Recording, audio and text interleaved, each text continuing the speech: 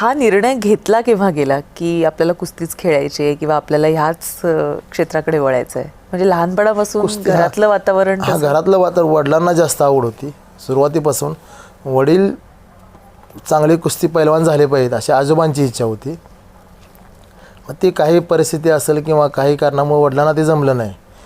पण वडिलांची आजोबांची आणि वडिलांची इच्छा होती की मुलगा पैलवान झाला पाहिजे. म्हणजे त्याच्या पाठीमागची स्टोरी बरीच मोठी आहे. वडिलांची इच्छाशक्ती एवढी होती की म्हणजे माझं नाव ठेवण्यापासून त्यांनी सुरुवात केली. हा मोठा पैलवान झाला पाहिजे ही इच्छाशक्ती वडिलांनी बाळगली. त्या इच्छाशक्तीचा आशीर्वाद मला मिळाला म्हणून 2 वेळा महाराष्ट्र केसरी पदापर्यंत पोहोचू शकलो. 5वीत असल्यापासून मी 5वी 6वीत असल्यापासून तालमीत बाहेरगावी राहून कुस्तीचे धडे घेतले. मग पुणे असेल कोल्हापूरमध्ये जास्त वर्ष घेतली. आमच्या शेजारी पलूस म्हणून गाव आहे तिथं सुरुवात केली. इस्लामपूरला होतो. अशा 3-4 ठिकाणी कुस्तीचे धडे घेतले आणि 2007 आणि 8 साली महाराष्ट्र केसरी झालो. 2007 साली तर मी माझ्या जिल्ह्याला 28 वर्षानंतर महाराष्ट्र केसरीची गदा मिळवून दिलेली होती सांगली जिल्ह्याला. आणि 35 वर्षानंतर महाराष्ट्रामध्ये डबल महाराष्ट्र केसरी झालो. म्हणजे माझ्या पूर्वीचे डबल महाराष्ट्र केसरी 35 वर्षापूर्वी झालेले होते. खरं. आणि 35 वर्षानंतर मी 2 वेळा महाराष्ट्र केसरी झालो. आणि तिसऱ्यांदा महाराष्ट्र केसरीला पण प्रयत्न केलेला होता. आणि तिसऱ्यांदा महाराष्ट्र केसरी खेळणारा मी 60 वर्षातला पहिला पैलवान होतो. तिसऱ्यांदा ज्यानं प्रयत्न केला तिथं मला हरवलं गेलं पण तो प्रयत्न करणारा मी पहिला पैलवान होतो. नाही पण ह्या खेळाबद्दल तुमच्या मनातली जी आस्था आहे ती आम्ही पाहिलं. तुमचं हळवं मनही आम्ही त्या निमित्तानं पाहिलेलं आहे. तर ज्यावेळी ते हुकलं गेलं त्यावेळीची काय भावना होती? म्हणजे तुमचा हळवा स्वभाव दिसलाच आम्हाला. मागंही सांगितलं म्हणजे ते तिसऱ्या वेळेचं म्हणता ना तुम्ही. त्यावेळेस मी सांगितलं होतं की माझं म्हणजे आत्महत्या करण्यापर्यंत माझा विचार केलेला होता. बापरे. मी मागं बाईटलाही सांगितलेलं आहे. म्हणजे इंटरव्ह्यू बरेच दिले आहेत की म्हणजे माझा विचार असं झाला की संपलं सगळं. आपण तिसऱ्यांदा महाराष्ट्र केसरी झालो नाही म्हणजे आपण जो 60 वर्षात कोणी जे केलं नाही ते आपण करण्याचा प्रयत्न केला. पण मी हारलो असतो तर मी मान्य केलं असतं. मला तिथं हरवलं गेलं. त्यामुळे ते एवढी मनाला लागली ती गोष्ट की आत्महत्या करण्यापर्यंत विचार केला होता.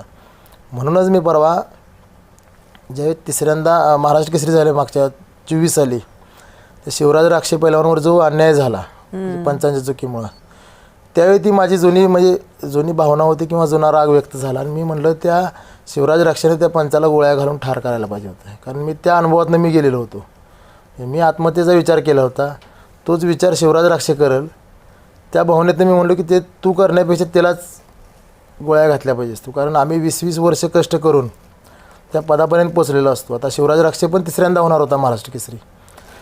पंचाच्या 10 सेकंदाच्या चुकीमुळं 20 वर्षाचं आयुष्य म्हणजे आमचं पैलवानांचं आयुष्य एवढं खडतर आहे की भांडी घासण्यापासून कपडे धुवून जेवण करण्यापासून प्रॅक्टिस करणं शाळा शिकणं ही पहाटे 3 पासून चालू होतं. बरं. आणि रात्री 9 वाजेपर्यंत हे चालतं कंटिन्यू रुटीन चालतं. आणि असं 1-2 वर्ष नाही तर 15-20 वर्ष आम्हाला हे करावं लागतं.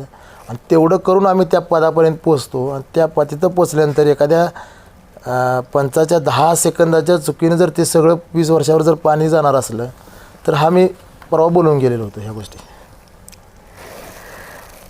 मला तुम्हाला तेच विचारायचं होतं की तुम्ही म्हणालात की माझ्या वडिलांची इच्छा होती वगैरे पण मी म्हटलं आईची किती कसरत होत असेल की पैलवानाला घडवायचं म्हटल्यावर. शेवटी शाळा शिकलं पाहिजे हे प्रत्येकाचं मत होतं. आईचंही म्हणणं होतं की तालमीत नसलं पण शाळा शिकला पाहिजे. पण खरं दोघांची इच्छा पूर्ण करता आल्या मला.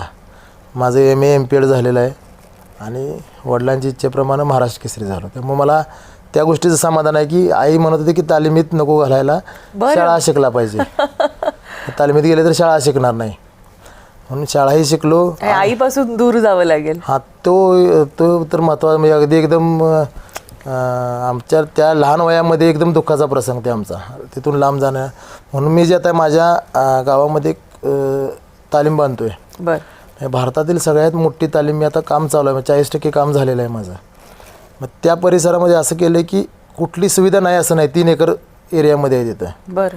तालीम आहे swimming tank gym library lecture hall school केलं आहे. मग स्कूल मी असं केलं ह्यासाठी की CBSE स्कूल केलेलं आहे. बरं. म्हणजे पैलवानांच्यावर जे शिकाय की शाळा शिकत नाहीत किंवा शाळेकडे दुर्लक्ष होतं तालमीमुळं हे कुठंतरी डाग पुसला गेला पाहिजे म्हणून मी CBSE स्कूलची मान्यता आणलेली आहे. आणि CBSE स्कूल प्लस तालीम असं ते एक स्ट्रक्चर तयार केलं आहे. आणि ते आता मला वाटतं 6 महिन्यात किंवा 1 वर्षात पूर्ण होईल. वा वा वा, हे उत्तम काम आहे असं म्हणायला हरकत नाही आहे. पण जसं तुम्ही म्हणालात की आईपासून लांब जाणं किंवा हे करणं, मग तेव्हा आईच्या जेवणाची आठवण नाही का याची? जेवणाची आठवण यायची, म्हणजे कपडे धुत होते ती पण आठवण यायची, कारण कपडे आम्हाला हाताने धुवायला लागायचे. बरं. मग जेवण केल्यानंतर भांडी घासणं, भाजी आणणं, भाजी चिरणं, पीठ मळणं, म्हणजे ह्यातली घरात ज्या गोष्टी होत्या त्या सगळ्या आम्ही लहान वयात 5वी 6वीत असताना केलेल्या आहेत सगळ्या. मग परत शाळेला जाणं, परत शाळेत आल्यानंतर व्यायाम करणं, परत म्हणजे ज्या कामासाठी आलो आहे, तालमीसाठी आलो ते तर झालं पाहिजे. बरं, हे सकाळी लहान असताना एवढ्या लवकर उठत नव्हतो आम्ही, 5 वाजता उठवलं जायचं. पण जसं 10वीच्या पुढे गेलो तसं टायमिंग कमी कमी होत गेलं. 10वीच्या पुढे गेल्यानंतर 12वीपर्यंत एक 4चं टायमिंग गेला, आणि जसं 1 नंबरच्या जोडीत खेळायला आलो तसं जवळजवळ 10 ते 12 वर्ष सकाळी पहाटे 3 नंतर आम्ही कधी झोपले असं आम्हाला आठवत नव्हतं. बापरे. पहाटे 3ला आमचा दिवस चालू व्हायचा. मग सराव करून परत जेवण बनवायचं. हे व्यायाम झाला की भांडी घासण्यापासून सुरुवात आमची, आणि परत भांडी घासून झाली की नाश्ता झाले की परत कपडे धुवायचे, आणि परत जेवण, आणि परत शाळा. म्हणजे परत कॉलेजला गेल्यानंतर शाळेचा थोडा ताण कमी आला, पण शाळेत जोपर्यंत होतो 10वीपर्यंत तोपर्यंत शाळेचं जर असं ताण होतंच आमच्यावर. आणि त्यात परत अभ्यास करणं, सगळ्याच गोष्टी चक्रच, हे रुटीनच असायचं आमचं. त्यामुळे इस पहलवान को आटे दाल का भाव पता है असं म्हणायला हरकत नाही. कारण तुम्ही स्वतः भाज्या विकत आणायचा, चिरायचा, आणि मग हो.